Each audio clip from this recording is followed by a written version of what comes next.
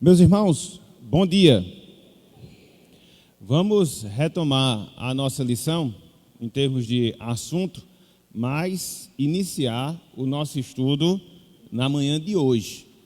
Nós estamos considerando a personalidade de Deus. É a nossa lição de número 5 da revista que nós estamos considerando Quão Grande És Tu. O título da lição é A Personalidade de Deus. E dentro desse tema, nós temos dois objetivos, dentro de um só, que é proposto pelo autor, muito evidentes, muito claros. Em primeiro lugar, o nosso objetivo, a partir do ensino das Escrituras, é poder aprender que Deus, ele é uma pessoa, assim como nós somos uma pessoa. E uma vez que há essa compreensão de Deus como um ser pessoal, a necessidade que eu, você, cada um de nós temos de nos relacionarmos com esse Deus. Então, somos pessoas. Uma das propriedades fundamentais da personalidade é a capacidade de se relacionar. Isso acontece entre as próprias pessoas da Trindade e também deve acontecer conosco, uns com os outros, e automaticamente deve acontecer entre nós e Deus. Então, Deus, ele é uma pessoa, ele é um ser pessoal, e uma vez que isso é fato, uma vez que isso é realidade, nós, como pessoas que somos, temos a necessidade de nos relacionarmos com esse Deus. Então, basicamente, a proposta, o objetivo da lição é trabalhar esses pontos, comprovar a personalidade de Deus, ato contínuo, nos estimular a nos relacionarmos com esse Deus que é pessoal. Então, na semana passada, basicamente nós só conseguimos vencer a parte inicial, a parte introdutória da nossa lição. E basicamente, na nossa introdução, nós trabalhamos dois pontos, trabalhamos duas vertentes.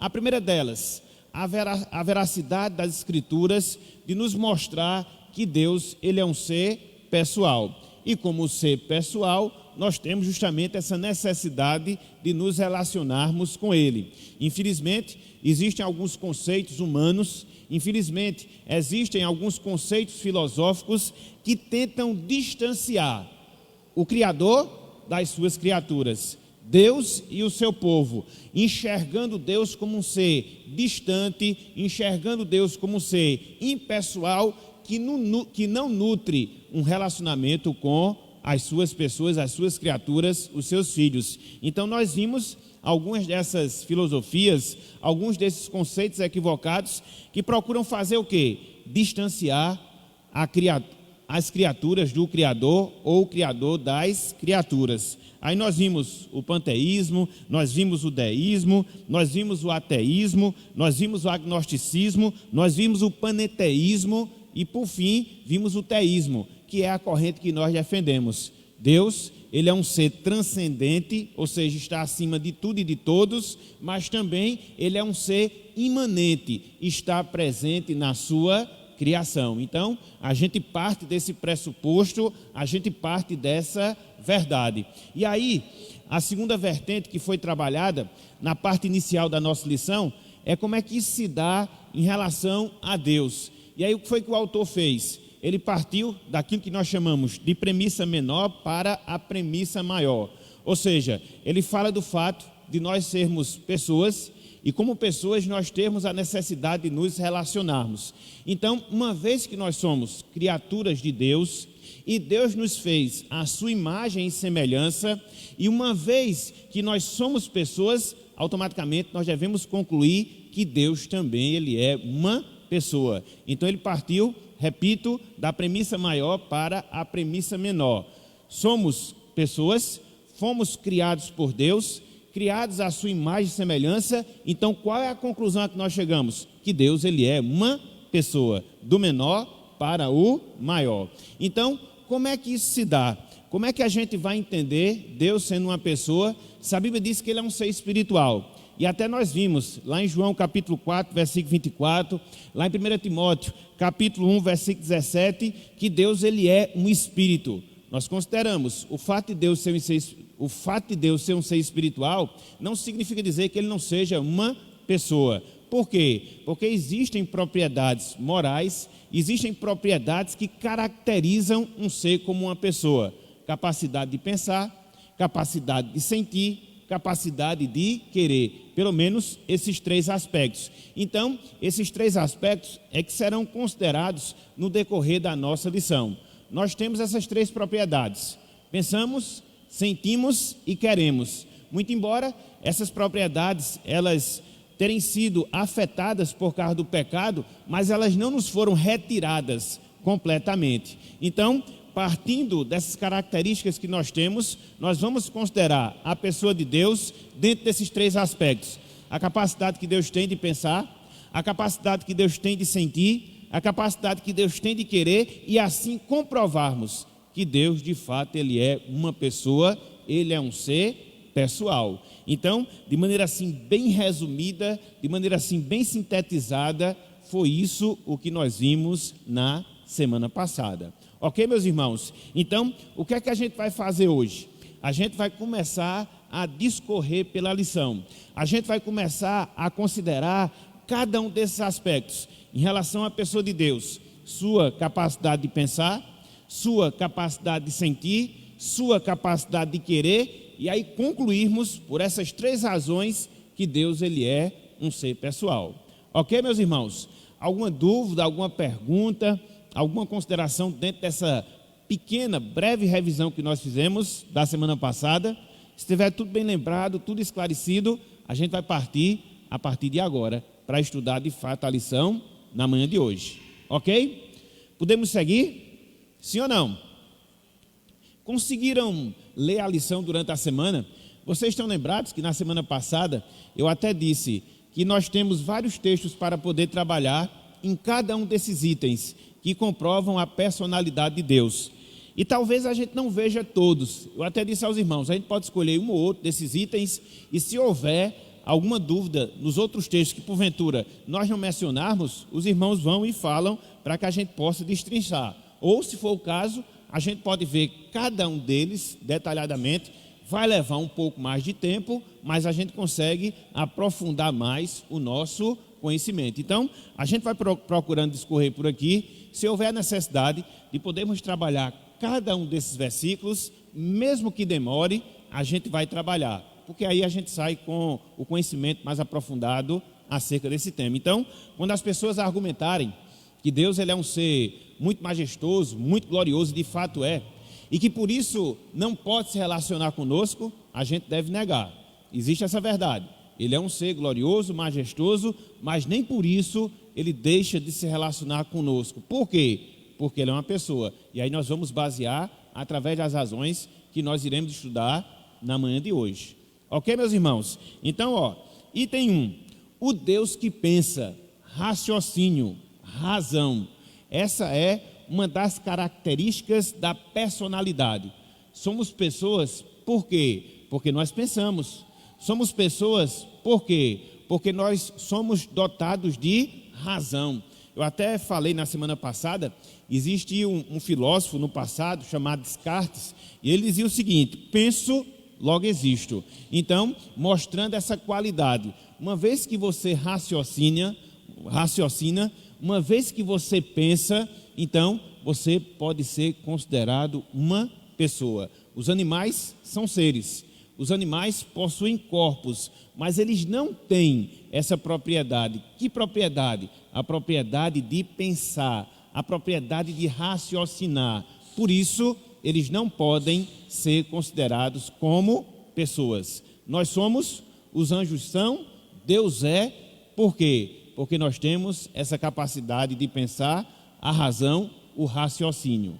Ok, meus irmãos? Então, o Deus que pensa, aqui no item 1. A Bíblia, meus irmãos, minhas irmãs, não revela Deus como uma ideia, não. Um conceito, não. Um mito, não. Uma força impessoal. Nenhuma dessas definições nós podemos encontrar na Bíblia em relação à pessoa de Deus, como uma ideia, como um conceito, como uma força impessoal. Não, Deus ele é uma pessoa. assim como nós o somos. Segue a lição. Uma das características de um ser pessoal é a capacidade de pensar. Uma das características de um ser pessoal é a capacidade de pensar, é a capacidade de raciocinar. Segue. Podemos dizer que Deus é um ser intelectual. E aí faz o autor essa indagação, faz o autor essa pergunta: o que a Bíblia diz sobre isso? Sobre isso o quê? Sobre essa capacidade que Deus tem de pensar, sobre essa propriedade que Deus tem de raciocinar. E aí o autor coloca pelo menos 3 aspectos que comprovam a razão que existe na pessoa de Deus. 3 aspectos que comprovam que Deus pensa, que Deus raciocina, e por isso ele é uma pessoa. E aqui você vai ver em cada um desses aspectos uma série de textos que são colocados. E aí a gente vai trabalhar, pelo menos alguns deles, se for o caso, todos eles, para que assim a gente possa ter uma compreensão mais exata da capacidade de raciocínio que Deus tem, e por isso ele é um ser pessoal. Em primeiro lugar, meus irmãos, em primeiro lugar, minhas irmãs, o autor aqui diz que o conhecimento de Deus, ele é perfeito. Veja, ele não só diz que Deus, ele possui um conhecimento, mas o autor sagrado, ele esmiuça essa afirmativa, mostrando que esse conhecimento que Deus tem não é qualquer tipo de saber. Esse conhecimento que Deus possui não é qualquer tipo de conhecimento. Mas quando nós olhamos a palavra do Senhor, quando nós consideramos o texto sagrado, nós vemos, meus irmãos, nós vemos, minhas irmãs, que esse conhecimento que Deus possui, esse conhecimento que Deus detém, ele não é qualquer conhecimento, mas é um conhecimento perfeito, que nenhum de nós possui, que nenhum de nós tem. Então vamos considerar 1 ou 2 textos aqui dessa afirmativa para comprovarmos essa realidade. O primeiro texto, usando aí a sequência, é o Salmo 147. Abramos, pois, as nossas Bíblias no Salmo de número 147, versículo de número 4. E depois a gente vai contextualizar esse versículo para podermos compreendê-lo de maneira mais detalhada. Salmo 147, versículo 4. Salmo 147, versículo de número 4.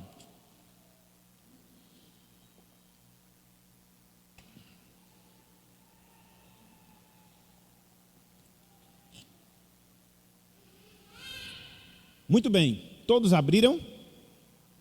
Olhem só aqui, meus irmãos, olhem só aqui, minhas irmãs, o que a palavra de Deus diz em relação a Deus. Conta o número das estrelas, chamando-as todas pelo seu nome. Onde é que nós encontramos a razão de Deus aqui?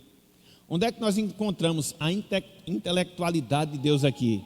Onde é que nós encontramos o conhecimento de Deus aqui? Pelo menos de 2 formas, pelo menos de 2 maneiras. A primeira delas, que Deus, ele tem a capacidade de contar todas as estrelas. O que é isso? Isso é uma propriedade da razão. Eu sei que nem todas as pessoas são afeitas a fazer conta, né?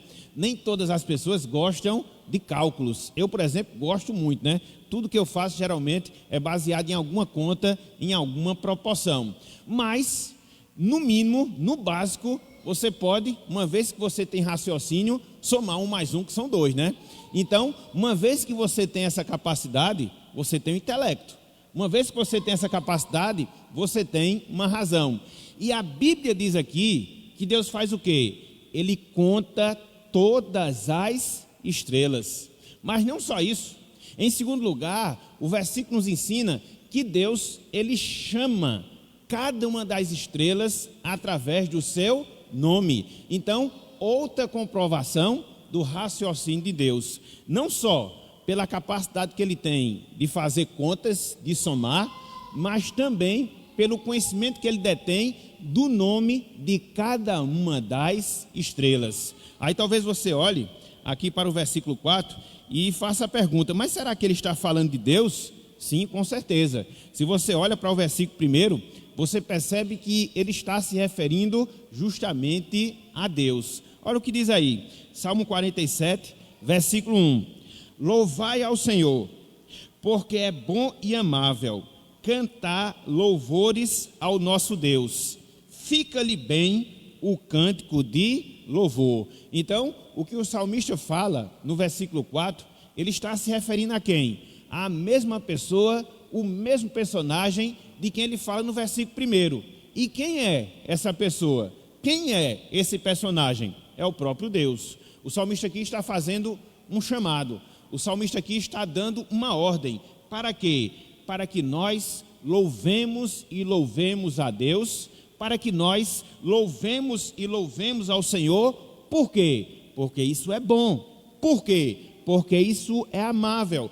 Por quê? Porque fica bem cantar louvores ao nosso Senhor. Aí no versículo 2, no versículo 3, ele nos dá algumas razões pelas quais nós devemos render esse louvor, essa adoração a Deus. Aí quando chega no versículo 4, ele aponta para mais um aspecto, justamente esse que nós estamos nos referindo, para essa capacidade que Deus tem, não só de contar as estrelas, mas de chamar cada uma das estrelas pelo seu próprio nome. Então, seja pela capacidade de contar, seja pela capacidade de denominar as estrelas, inclusive de chamá-las pelo seu nome, qual é a conclusão que nós chegamos? Que Deus é um ser pessoal, porque ele possui conhecimento, porque ele possui intelecto, porque ele possui uma razão.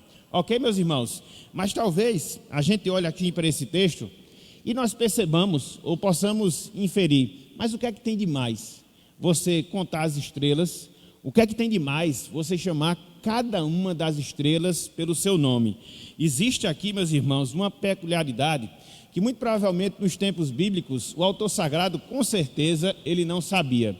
Mas na medida em que a ciência avança, a tecnologia ela se expande, a gente consegue perceber a grandeza que é ensinada aqui nesse texto.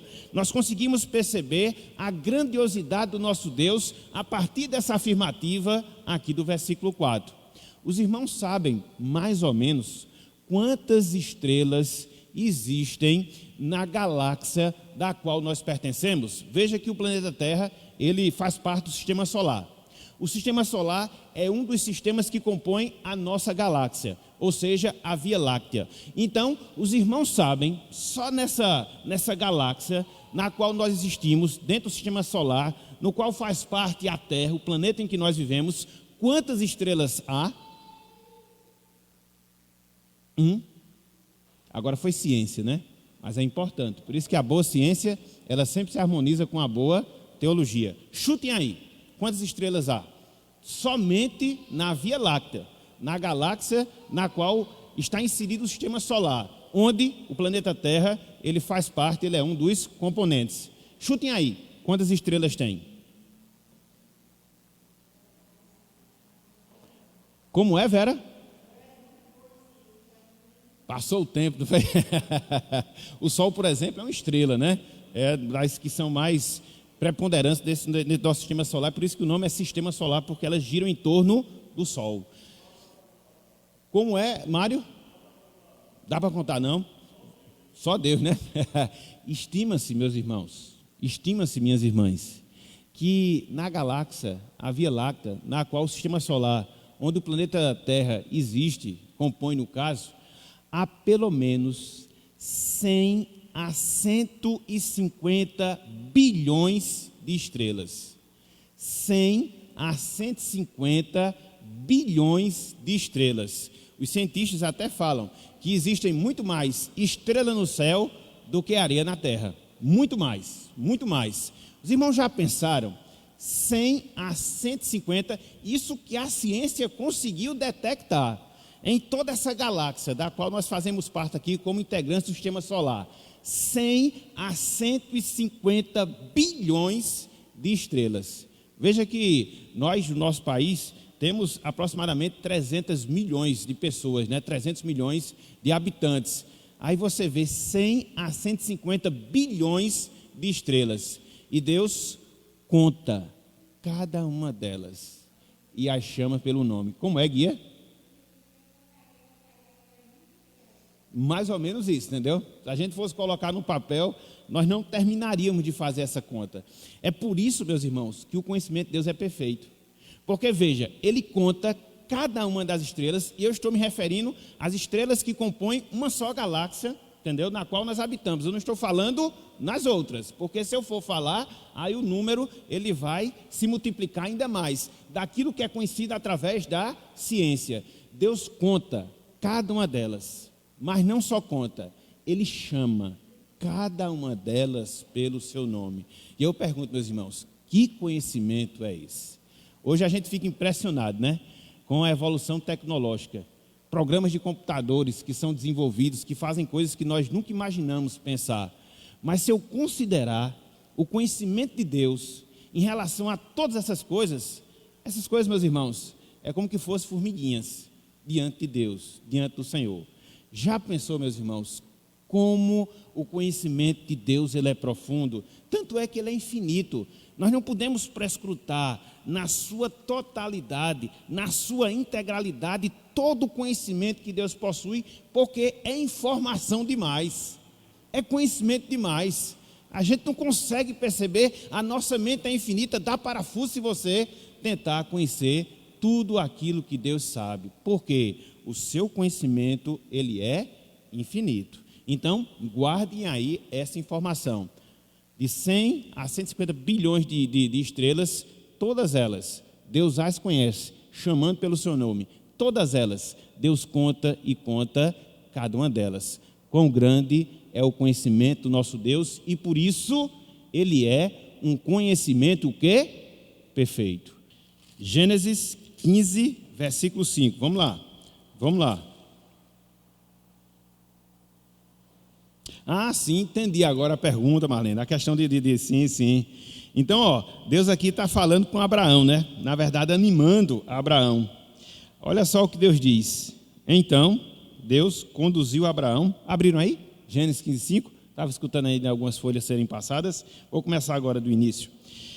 Então, conduziu até fora e disse: olha para os céus e conta as estrelas, se é que o podes. E lhe disse: será assim a tua posteridade, a posteridade de Abraão, entendeu? E Deus, ele de fato cumpriu. Deus de fato, ele cumpriu. E ainda na verdade cumpre essa promessa que ele fez aqui a Abraão, né? A partir de Abraão, Deus fez Israel seu povo, sua nação. E não foi qualquer povo, não foi qualquer nação.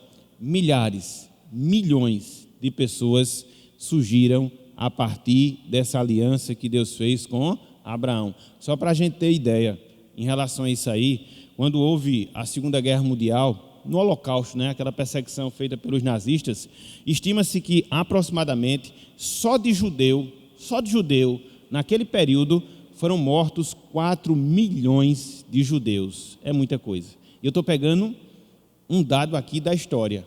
Não estou me referindo a toda a história de Israel, contando aqueles que já viveram, aqueles que morreram nas guerras. Só no Holocausto, a Alemanha nazista, ela assassinou aproximadamente 4 milhões de judeus. Então Deus cumpriu a promessa quando levou Abraão para fora, mandou ele contar as estrelas se é que ele podia, mostrando que tal qual existiam muitas estrelas, uma quantidade quase que infinita de estrelas, assim seria com a sua posteridade, com os seus descendentes. Então, realmente, Deus cumpre a sua palavra. Salmo 8, 3 e 4. Não obstante a sua grandeza, a sua transcendência, ele se relaciona com o homem, ou seja, a sua imanência. Esses dois aspectos que existem na pessoa de Deus, transcendência e também imanência. E é interessante porque a gente pega esse texto aqui do Salmo 147, 4, esse texto aqui do Salmo 8, 3 e 4, aí você fica pensando, né? Meus irmãos, vamos ser sinceros. Como é que uma simples explosão conseguiu dar origem a todas essas coisas? Não tem condições, entendeu? Não tem condições. Como é que uma explosão, uma coisa que destrói, constrói todas essas coisas. Explosão destrói. Então, de onde se destrói, não se constrói. É o contrário. Então, fica difícil, entendeu? Você absorver esses conceitos evolucionistas que, infelizmente, são propagados por aí, entendeu? À luz da razão, fica complicado você entender uma simples explosão, do nada surgir toda essa ordem criada dentro dessa estrutura que nós temos. E que a ciência não chegou a prescrutá-la completamente. A gente só tem alguns relances, melhor dizendo, mas não o conhecimento completo de tudo aquilo que foi criado, tudo aquilo que existe no universo. Há uma infinidade de coisas que ainda não foram descobertas. Então, somente conceber um ser pessoal, todo-poderoso, nosso Deus, que criou todas essas coisas para a glória do seu nome. Então, essa é a grande verdade que se sobressai das Escrituras Sagradas. O que a ciência tem é apenas uma estimativa, mas não o conhecimento absoluto. Por exemplo, quantidade de estrelas não se tem. Se tem uma estimativa a partir de alguns cálculos. Por quê? Não se chegou ainda ao final e não vai chegar, entendeu? Muito embora o universo como um todo ele ter limites, né? Porque ele não pode ser infinito como Deus é, somente Deus é infinito, mas a sua grandeza é tanta que vai ficar quase que impossível para o homem conhecê-lo profundamente. Eu diria que vai ficar impossível para o homem conhecê-lo profundamente. É bem interessante, né? Só uma observação aqui. Gente, quando a gente consegue estudar, sobretudo a questão da ciência, com os óculos do ensinamento da Bíblia, fica muito mais fácil. É o que nós chamamos de cosmovisão. Então, às vezes, você tem uma visão totalmente científica e a ciência negativa, a má ciência, e você termina corrompendo as coisas. Mas quando você tem uma visão correta de Deus, você olha para a ciência e enxerga Deus ali, entendeu? Então, a grande questão são os óculos que você usa para poder observar as coisas. Quando você parte do pressuposto que Deus criou todas as coisas, o seu poder, a sua grandeza, e você olha para o mundo que foi criado, aí você chega, como Davi chegou, a contemplar Deus por todas essas maravilhas. Então, é por isso que a gente tem que unir as duas coisas. Uma boa doutrina bíblica, um bom conhecimento científico, porque quando você junta essas duas coisas, Deus ele é glorificado ainda mais. Então, as coisas elas não se destroem mutuamente, elas se complementam, ciência e teologia. Hebreus 11:12 diz: por isso, também de aliás, já amortecido, saiu uma posteridade tão numerosa como as estrelas do céu e inumerável como a areia que está na praia do mar. Então, aqui ele está falando de quem? De Abraão. Quando ele fala de Abraão aqui já amortecido, justamente em virtude da idade de Abraão, né? Ele estava com 100 anos quando conseguiu gerar o seu primeiro filho, Isaque. Mas a partir dele, de fato, através do poder e do cumprimento das promessas, a nação de Israel tornou-se como há esse comparativo aqui, tão numerosa como as estrelas do céu e inumerável como a areia que está no mar. E a ciência hoje descobre, né, que existe mais estrelas nos céus do que areia na praia ou areia no mar. Então, agora, né, a ciência confirma algo que, em termos de linguagem comparativa, a Bíblia já tinha falado em relação, no caso, a Abraão e toda a sua posteridade. Então, pode ser isso também, seu Inácio, pode ser isso. A ciência descobriu o que afirmações bíblicas já apontavam, né? Areia do mar, estrelas nos céus, a sua quantidade, a sua numerosidade. Então, Deus já confirmando aqui a sua promessa em relação a Abraão e fazendo aqui esse comparativo. Ok? Muito bem. Porque eu aprendi, na verdade, um tempo desse, né, que existia mais estrela no céu do que areia no mar, né? Porque, na praia.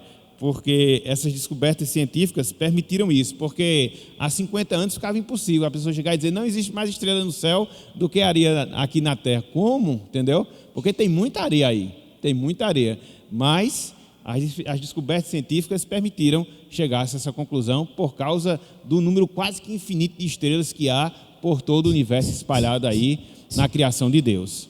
Ok? Muito bem, muito bem. Vamos ler mais um texto aí eu vou partir para o outro aspecto, para que a gente não gaste todo o tempo nisso aí. E repito, se houver alguma dúvida nos outros textos que não foram lidos, o irmão fala, porque aqui a gente tenta equacionar as dúvidas, certo? Isaías 40, vamos voltar para Isaías. Isaías 40, versículo 28. Isaías 40, versículo 28. E é bem interessante, meus irmãos, a gente até fez a leitura desse texto na semana passada.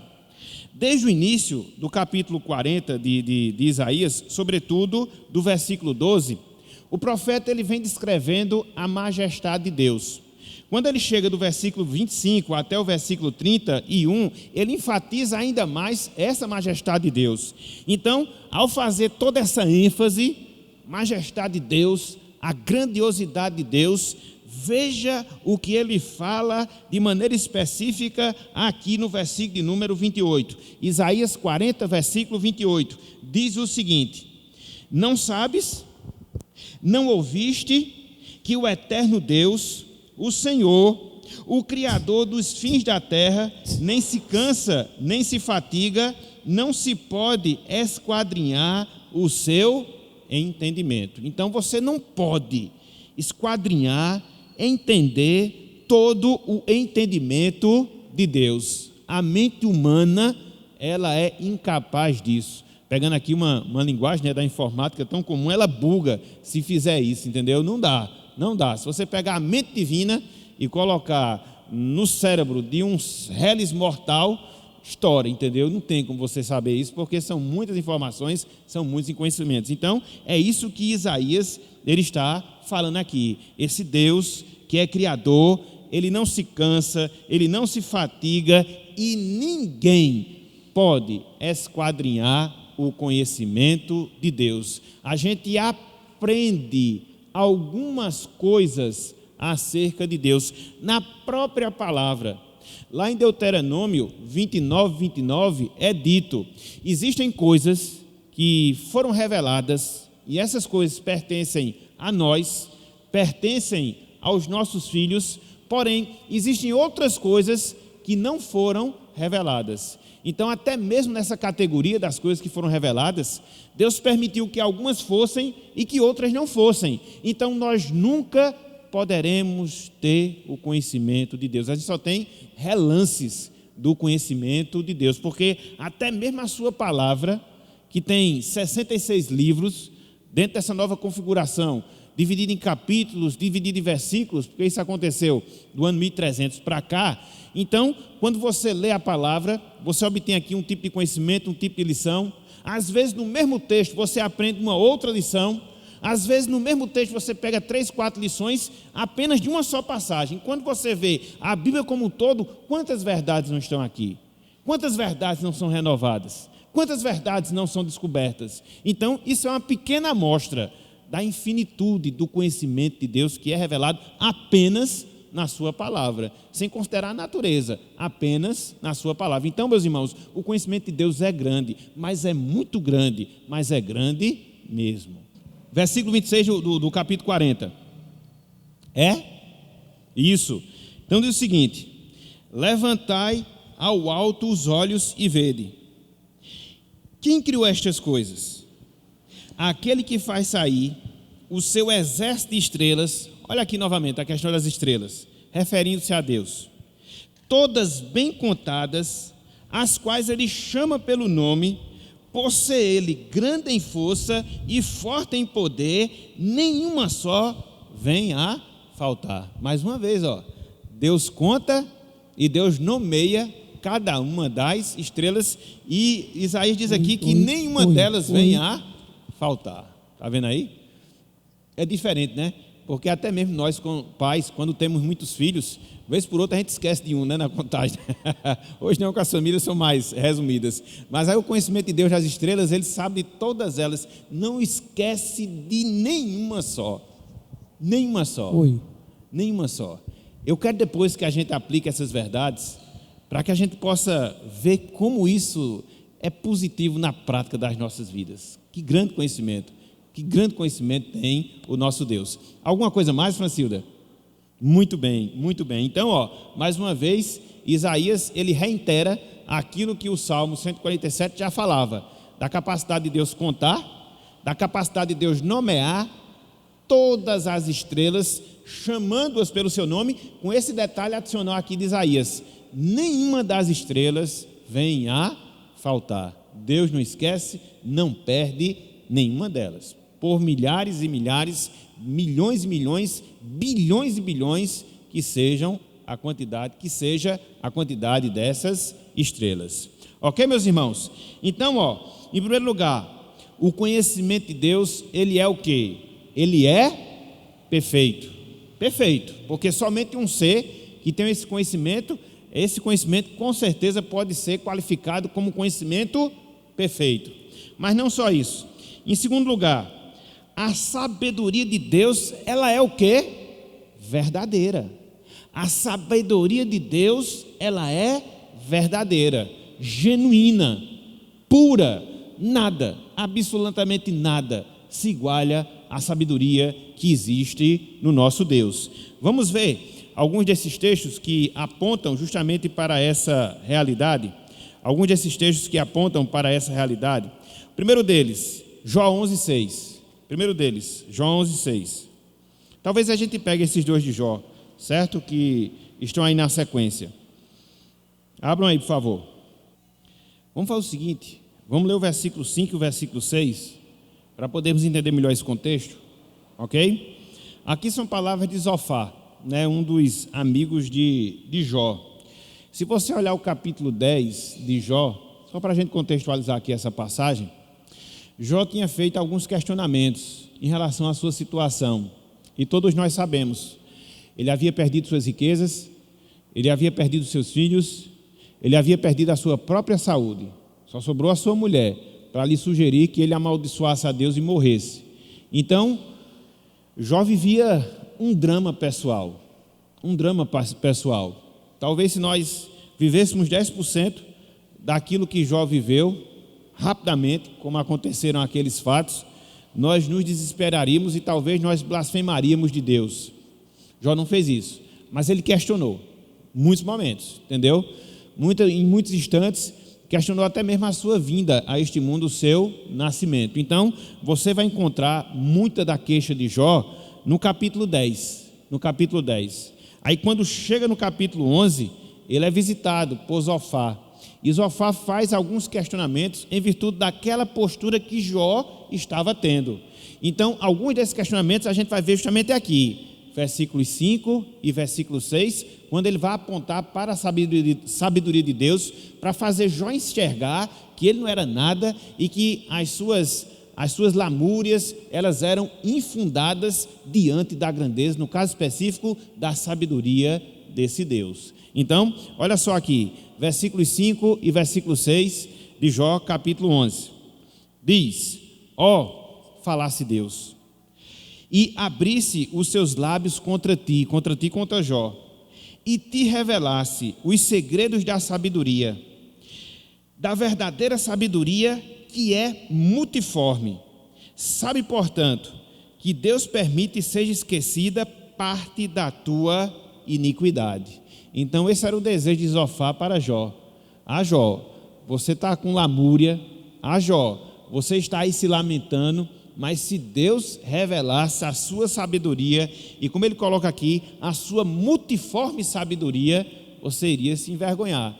Ele até faz um rogo em favor de Jó, né? Tomara Deus não leve em conta esse pecado que você cometeu, de estar aí lamuriando, de estar reclamando pela sua situação, pela sua sorte. Então, o que eu quero chamar a atenção aqui, essa declaração de Zofar, que Deus ele é sábio, mas não só ele é sábio, a sua sabedoria ela é multifaciada, vários aspectos, várias facetas de tudo aquilo que a gente pode entender como sabedoria, porque a gente sabe, né?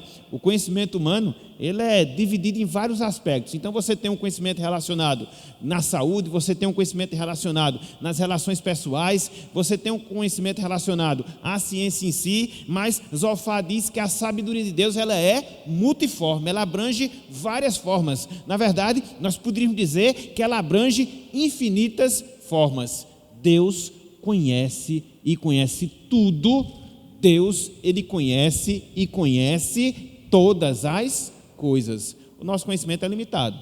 A gente é bom no conhecimento de alguns aspectos, em outros nós somos péssimos, mas péssimos mesmo. Agora, quando a gente olha para Deus, em qualquer categoria, em qualquer tipo de conhecimento, em qualquer qualidade do saber, Ele é sábio no seu sentido infinito. Então era esse o desejo de Zofar para Jó, para que ele pudesse contemplar, para que ele pudesse entender um pouco dessa majestade de Deus e assim se envergonhasse das suas posturas e daquilo que ele estava sentindo em virtude da realidade triste que ele enfrentava na sua vida. Ok, meus irmãos? Então, chamar a atenção para esse aspecto. Agora, vamos avançar em Jó capítulo 12. Aí eu paro aqui e a gente avança em outros aspectos. Jó capítulo 12. Veja, capítulo 10, a lamúria de Jó. Capítulo 11, ele é confrontado com Zofar. Capítulo 12, aí Jó retoma o diálogo, né? E muito provavelmente com mais sensatez agora, né? Para poder falar e compreender aquilo que estava acontecendo com ele. Jó capítulo 12, versículos 12 e 13. Na lição tem só o 13, mas às vezes é difícil você entender somente pelo 13. Quando você lê o 12, aí fica mais fácil de você compreender aquilo que a Bíblia está ensinando. Então, olha só o que diz aqui, Jó 12, versículos 12 e 13. Olha só. Está a sabedoria com os idosos, e na longevidade o entendimento. Versículo 13. Não. Com Deus está a sabedoria e a força, Ele tem conselho e entendimento. A gente sabe, meus irmãos, com algumas exceções, na medida em que você é maduro, você cresce, né?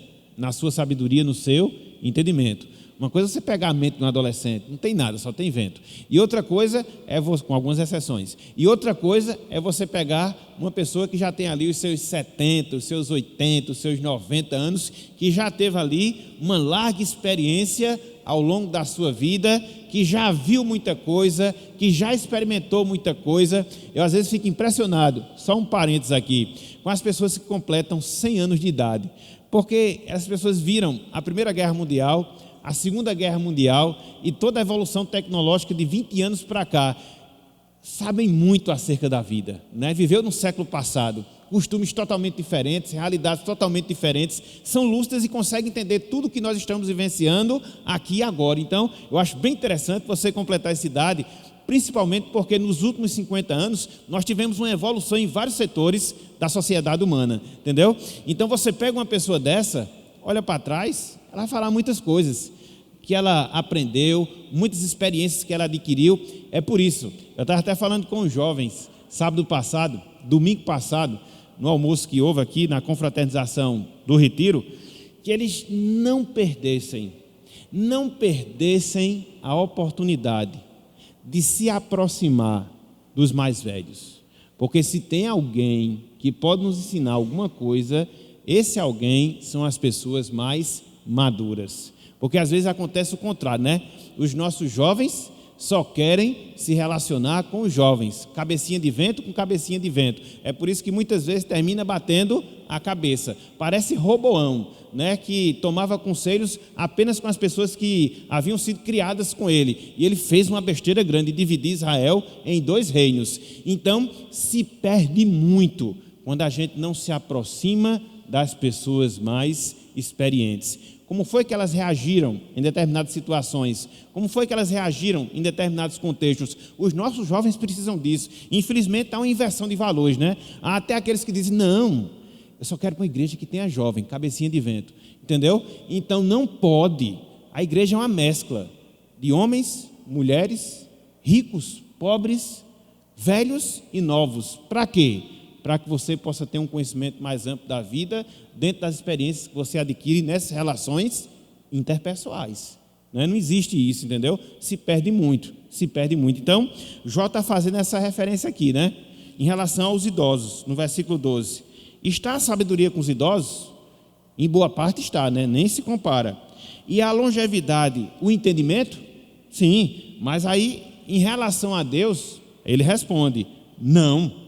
Com Deus está a sabedoria e a força, Ele tem conselhos e entendimento. Então, por mais que uma pessoa idosa, por mais que uma pessoa madura, ela avançou na sabedoria, mas se for colocá-la ao lado de Deus, é uma nécia, pessoa nécia, sabe de nada, entendeu? Sabe de nada. Por quê? Porque Deus detém toda a sabedoria, todo o conhecimento, todo o entendimento. Então, Jó chega a essa conclusão, e nessa conclusão ele faz essa afirmação acerca da sabedoria de Deus. É por isso, meus irmãos, aplicando agora para a nossa realidade, que se a gente consegue entender isso, que em Deus está toda a sabedoria, em Deus está todo o entendimento, onde é que nós encontramos essa sabedoria e esse entendimento registrados?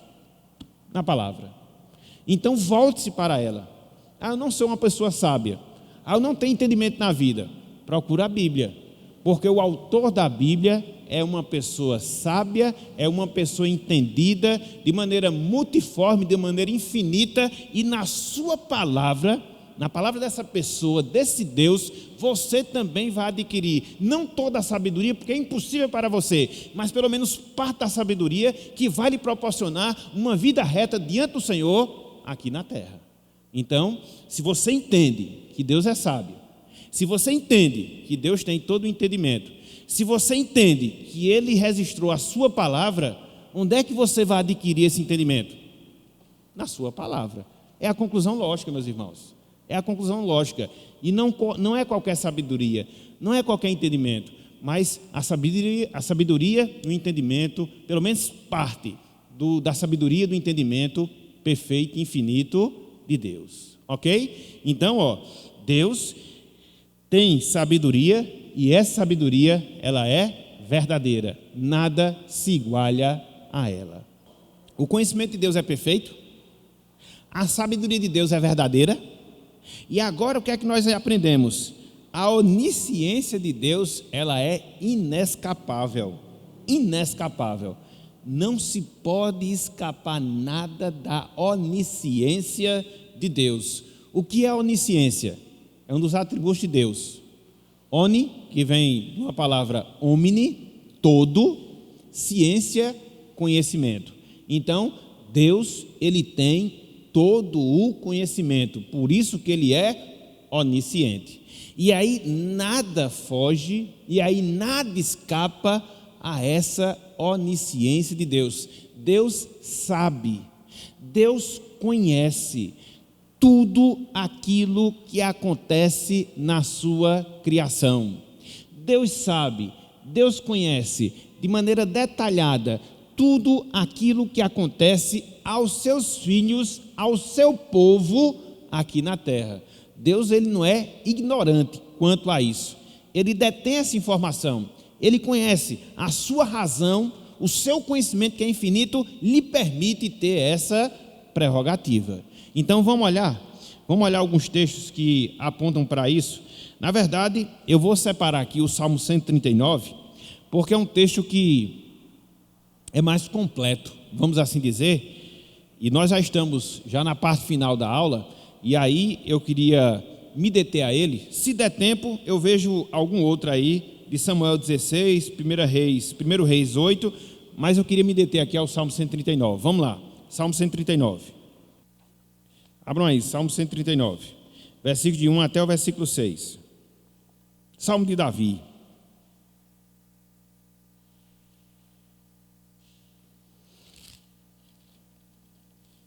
É interessante, meus irmãos, porque acho que até que já fiz menção aqui a esse salmo, já faz um tempo, mas já fiz. Aqui você encontra os 3 atributos de Deus sendo discorridos por Davi. Onisciência é o primeiro deles, onipresença, o segundo, e onipotência, o terceiro. É nessa sequência que você vê aí o Salmo 139. Ele faz menção a esses 3 atributos de Deus: sua onisciência, do versículo 1 até o versículo 6, sua onipresença, do versículo 7 até o versículo 12, sua onipotência, do versículo 13 até o versículo de número 16. Aí depois ele vai desdobrar, no sentido prático, todas essas verdades em relação a Deus. Então, vamos nos deter ao primeiro aspecto, a onisciência de Deus. Vai do versículo 1 até o versículo de número 6. Então vamos lá, acompanhe conosco aí a leitura do texto da palavra. Senhor, tu me sondas e me conheces. Então Davi, ele abre o salmo fazendo essa declaração, que Deus o sondava e que Deus o conhecia. É bem interessante que essa palavra sondar, que nós temos aqui no versículo 1, ela dá origem à palavra sonda. E você sabe, né, que a função da sonda, porque você tem a sonda métrica, né, que é colocada no nosso organismo para poder facilitar algumas funções que muitas vezes estão debilitadas. Você tem as sondas espaciais, que são lançadas lá no universo, no espaço, para poder prescrutar as estrelas, os astros, enfim, tudo aquilo. Existem as sondas petrolíferas, que são colocadas no mais profundo mar, para poder descobrir petróleo. Então, a palavra sondar, ela dá essa ideia de você prescrutar, de você saber, mas não é prescrutar e saber de qualquer forma, mas é você prescrutar, saber de uma forma mais profunda. Porque você pode conhecer algo, você pode conhecer alguém, mas você não conhece profundamente. Então a palavra sondar, que é utilizada aqui no versículo 1, ela diz respeito justamente a isso, que Deus, ele sonda, ele nos conhece de maneira profunda, de maneira íntima, de maneira estreita. Então Davi inicia o salmo fazendo essa afirmação. E se Deus tem essa capacidade, se Deus tem essa propriedade, é porque ele é um ser racional, por isso a sua personalidade, ok? Então segue o texto. Sabes quando me assento e quando me levanto, de longe penetras os meus pensamentos. Então aqui no versículo número 2, Davi, ele mostra que o conhecimento de Deus, ele se estende a todo o nosso dia, desde que nós nos levantamos até nós deitarmos, tudo que aconteceu nesse interregno de tempo, Deus, ele conhece. Mas não só isso, o conhecimento de Deus, ele é um conhecimento distante, mesmo de longe, ele sabe daquilo que está acontecendo com cada um de nós. Então, o conhecimento de Deus cobre todo o nosso dia, o conhecimento de Deus é verificado até mesmo à distância. Ele está lá, nos céus dos céus, mas mesmo assim, ele nos conhece e nos conhece profundamente. E aí ele segue no versículo 3: esquadrinhas o meu andar e o meu deitar, e conhece todos os meus caminhos. Aqui Davi faz menção a duas coisas bem corriqueiras: o andar e o deitar. O conhecimento de Deus abrange também isso, os detalhes das nossas vidas. Às vezes a gente conhece as pessoas, mas não conhece detalhes daquelas pessoas. Deus não, ele conhece em detalhes, ok? Mas não só isso, ele conhece o quê? Todos os nossos caminhos. Caminhos aqui, conduta. Caminhos aqui, comportamento. Caminhos aqui, atitudes que nós tomamos ao longo da caminhada da nossa vida. Deus, ele sabe de cada uma delas. E é interessante, meus irmãos, porque esse conhecimento de Deus em relação a nós não é um conhecimento exclusivamente particular de uma pessoa, mas Deus conhece todas as pessoas dentro desse nível, dentro dessa realidade de cada um ser humano que já existiu, que existe ou que existirá. Então o conhecimento de Deus, ele é perfeito, ele é absoluto sobre todas as pessoas, ok? Aí versículo 4: ainda a palavra não me chegou à língua, e tu, Senhor, já a conheces toda. Então o conhecimento de Deus é um conhecimento antecipado. Antes de você falar, né, e nós falamos aquilo que nós pensamos, Deus, ele já sabe o que nós vamos falar, ele já conhece aquilo que nós vamos dizer. Então veja que o conhecimento de Deus, ele é antecipado. A gente conhece as coisas e conhece as pessoas a partir da atitude que nós vemos delas, a partir das palavras que elas pronunciam. Deus não, antes de qualquer coisa que nós falemos, antes de qualquer coisa que nós realizemos, Deus, ele já conhece todas essas coisas. Então o conhecimento de Deus, ele é absoluto, e Davi fala isso de maneira bem específica, Davi fala isso de maneira bem detalhada, ok? Aí ele segue, versículo 5: tu me cercas por trás e por diante, e sobre mim pões a mão. Tal conhecimento é maravilhoso demais para mim, é sobremodo elevado, não o posso atingir. Pense numa verdade. Pense numa verdade que ele está dizendo. O conhecimento de Deus é tão grandioso, ele é tão elevado, que nós não podemos atingir.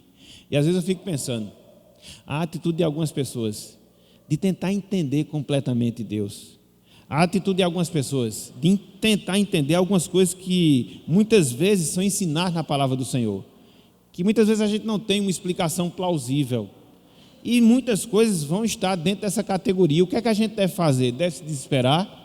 O que é que a gente deve fazer? Deve se entristecer? Não, meus irmãos, a gente deve aceitar, porque Deus é grandioso e nós não. Há determinadas coisas que estão reservadas a Ele, há determinadas coisas que a gente não vai entender, somente Deus Ele vai entender. E aqui eu cito como exemplo o fato da escolha para a salvação. Deus é movido por Ele mesmo, para escolher uns e deixar outros à sua própria sorte. Quem sou eu para questionar Deus? Né?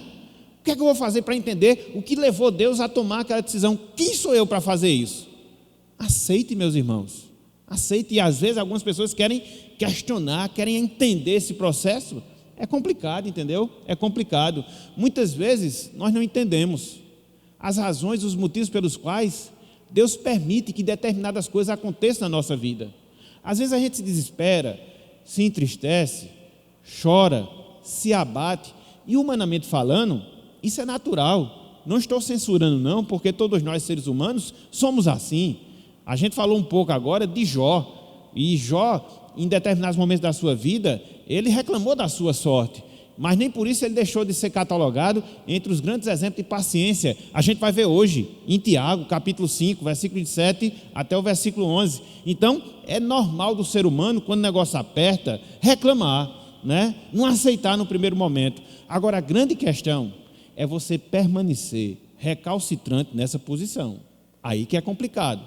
Porque se determinada coisa nos ocorre, se determinada coisa nos acontece, Deus sabe por que aquilo ali está acontecendo. Eu não vou saber, talvez ao longo da minha vida terrena eu não saiba. Com certeza na eternidade eu vou entender. Então cabe a nós, por nós não termos essa mente de Deus, por nós não podermos equacionar o pensamento de Deus, fazermos o quê? Aceitarmos de bom grado, pedimos a Deus que Ele esteja moldando o nosso coração para que haja essa aceitação alegre de nossa parte.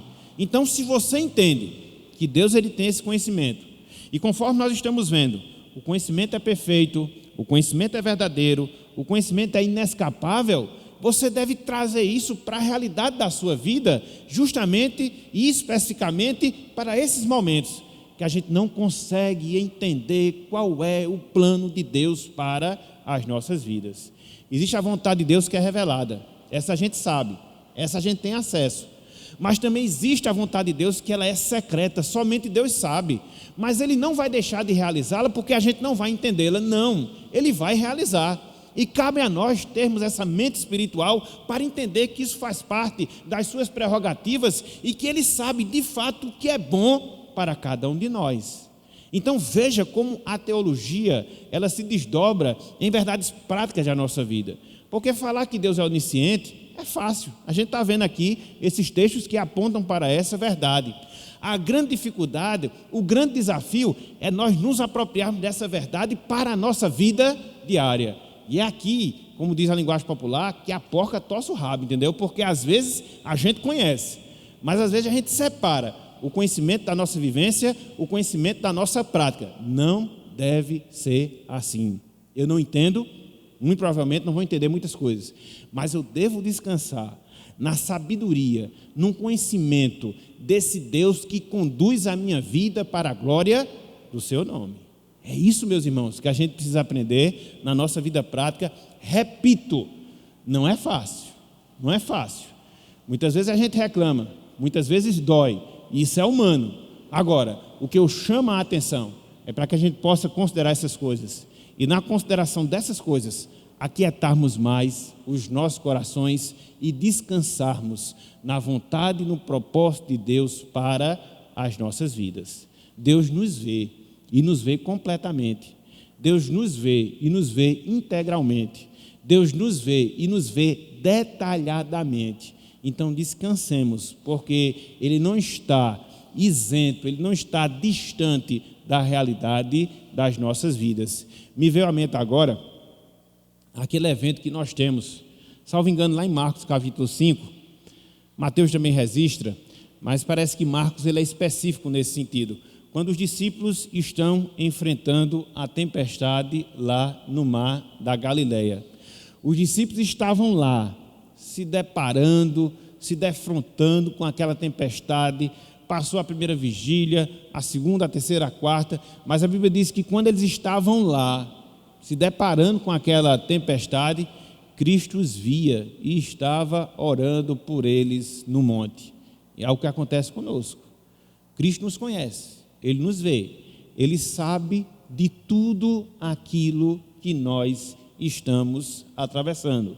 Seja os momentos bons, seja os momentos maus, mesmo que no primeiro momento a gente não compreenda, mas aprendamos uma verdade: nada foge do conhecimento de Deus em relação à vida de cada um de nós. Nada, absolutamente nada, porque Deus é um ser pessoal, Ele sabe e sabe em detalhes daquilo que está acontecendo em nossas vidas.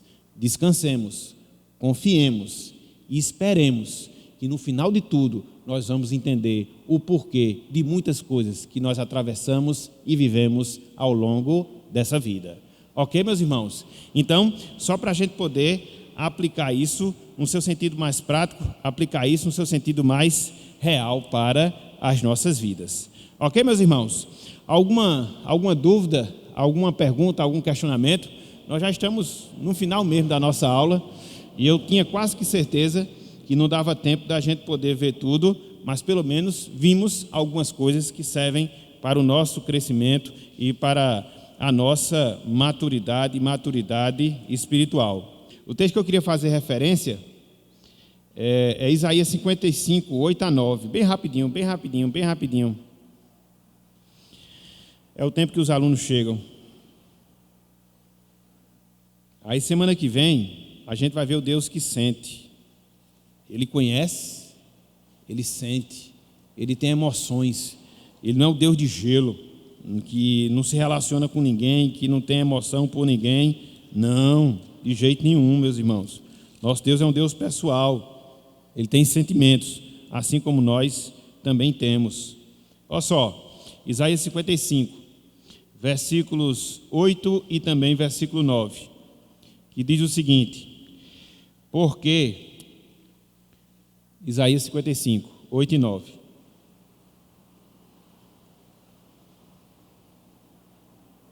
Porque os meus pensamentos não são os vossos pensamentos, nem os vossos caminhos, os meus caminhos, diz o Senhor. Está vendo, meus irmãos? Vez por outra, não vão se compatibilizar. O meu caminho com o caminho do Senhor, o meu pensamento com o pensamento do Senhor. Versículo 9. Porque assim como os céus são mais altos do que a terra, assim são os meus caminhos mais altos do que os vossos caminhos, e os meus pensamentos mais altos do que os vossos. Os irmãos sabem qual é a distância entre o céu e a terra? Existe uma distância entre o céu e a terra. Os irmãos sabem qual é essa distância? Chutem. Hoje falo de ciência, né? Estima-se que a distância média entre o céu e a terra chega a 50 a 80 quilômetros de distância, entendeu? Que você tem que ir para riba, como diz o Matuto, para chegar lá no céu, entendeu? Aí Isaías não tinha esse cálculo, porque até então não se havia esse conhecimento, mas ele está dizendo aqui, que os pensamentos de Deus, ele dista dos nossos pensamentos cerca de 50 a 80 quilômetros. Veja como é longe. O pensamento de Deus para o meu pensamento, entendeu? Então eu estou pensando em algumas coisas que eu penso que é certa, que são certas. Aí Deus diz: está enganado esse menino, entendeu? Não sabe de nada, entendeu? Porque os meus pensamentos são muito mais altos do que o pensamento dele. O que ele pensa que é certo, na verdade não é, e eu sei aquilo que é certo para ele, porque eu estou acima, 80 a 60 quilômetros acima do pensamento dele. Então nós não somos nada, meus irmãos, nada, absolutamente nada. A gente tem que se conscientizar disso, entendeu? 50, 80 quilômetros. entendeu? Entre a terra e o céu. Então essa é a diferença do conhecimento de Deus para o nosso conhecimento. Dá para chegar lá como é a cidade que Samuel trabalha? Soledade, não dá, Samuel? Não são 50 quilômetros, né? 60, pronto. Então daqui para Soledade a distância entre o meu pensamento e o pensamento de Deus é muita coisa, é muito longe. Nós não sabemos nada, absolutamente nada. E a gente não vai saber tudo, mas a gente vai galgar devagarinho aqui para ver se a gente aprende alguma coisa até chegar no céu, para quando a gente chegar lá não estranhar a realidade, né? Porque eu às vezes penso que tem crente quando vai chegar lá no céu vai ficar assim, o que é que eu estou fazendo aqui? Você não se preparou para chegar aqui? Não, eu perdi minha vida todinha nas coisas da terra. Aí quando chega no céu, fica mais perdido do que segue em tiroteio. Não, entendeu? A gente tem que chegar lá, não com o conhecimento completo, mas pelo menos com a ligeira noção da nossa realidade celeste. E por isso a gente aprende enquanto está aqui na terra. Ok, meus irmãos?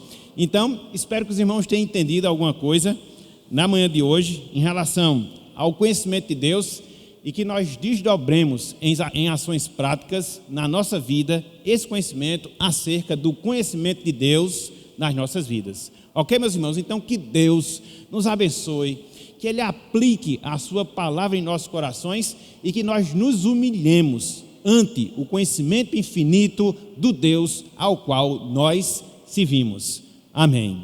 Vamos repassar aqui, Isaías 64:4, vou fechar agora porque as classes já estão chegando. Vamos lá, todo mundo junto, numa só voz, vamos lá.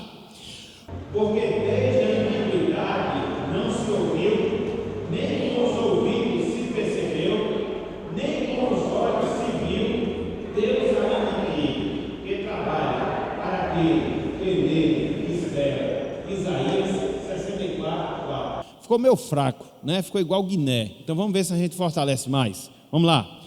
Porque desde a antiguidade não se ouviu, nem com os ouvidos se percebeu, nem com os olhos se viu, Deus além de ti, que trabalha para aquele que nele espera. Isaías 64:4. Muito bem, meus irmãos, que Deus nos abençoe agora e Ele aplique a sua palavra em nossos corações. Amém.